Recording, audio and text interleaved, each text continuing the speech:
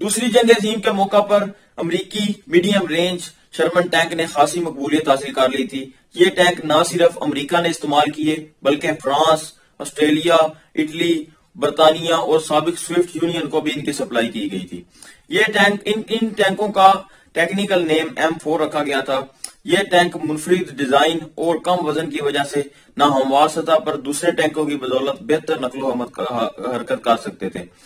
ان ٹینکوں کو پاکستان نے بھی دشمن کے دانت کھٹے کرنے کے لیے بہت دیر تک استعمال کیا۔ یاد رہے کہ امریکی شرمن ٹینک دنیا میں بہت زیادہ مقبولیت حاصل کر چکے تھے۔ ان کا مقابلہ کرنا مشکل تھا، لیکن چربہ سازی مشکل نہ تھی۔ امریکہ کے لوگوں کے لیے یہ بھی بہت حیران کن بات تھی کہ جرمنی نے ان کے ماڈل کو مد نظر رکھتے ہوئے شرمن ٹینک کا ایک اعلیٰ چربہ تیار کر لیا تھا، جو کہ قابل اعتماد بھی تھا اور آرام دہ بھی تھا، جو کہ نازیوں میں مقبولیت کا باعث بنے۔ حالیہ امریکی رپورٹ کے مطابق ہیلر کی فوج نے دوسری جنگ عظیم چوری شدہ ہتھیاروں سے لڑی تھی۔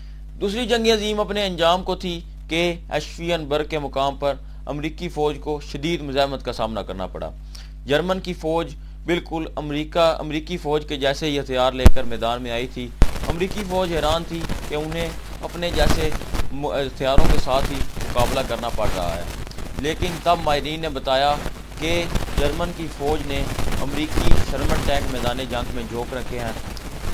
جرمن فوج نے امریکی ساختہ شرمن ٹینک ہی میدان جنگ میں لے آئی تھی، اور جس کی وجہ سے امریکی فوج کو شدید مزاحمت کا سامنا کرنا پڑ رہا تھا اور ان کو فتح میں دقت آ رہی تھی۔ امریکہ کی عسکری تاریخ کے ماہر مارک فلٹن نے امریکی جنگی ہتھیاروں کی چوری کو امریکہ کی بدقسمتی قرار دیا ہے۔ انہوں نے شرمن ٹینکوں کی چوری پر بھی تفصیل سے روشنی ڈالی ہے۔ جرمنی کی فوج کو متعدد بار شرمن ٹینکوں کا کئی جنگی میدانوں میں سامنا کرنا پڑا ہے۔ سب سے پہلے تو شمالی افریقہ میں جرمنی کی فوج کے خلاف M41A1 ماڈل کے شرمن ٹینک استعمال کیے گئے تھے، جو کہ جرمنی کی فوج نے فرسٹ ڈویژن آرمز سے متعدد ٹینک چھین لیے تھے اور اپنے قبضے میں لے لیے تھے۔ امریکہ کی ناتجربہ کار فوج تیوس کے مقام پر متعدد ٹینک اور جنگی ہتھیار دشمن کے حوالے کر چکی تھی۔ جرمنی کی فوج نے کم از کم ایک شرمن ٹینک اسی وقت جرمنی چربہ سازی کے لیے بھجوا دیا تھا، اور بعد میں بھی دوسری جنگوں میں سے ملنے والے بھی شرمن ٹینک بعض کمانڈوز نے جرمنی میں بھجوائے۔ اب یہاں سوال یہ اٹھتا ہے کہ جرمنی نے ایسا کیوں کیا؟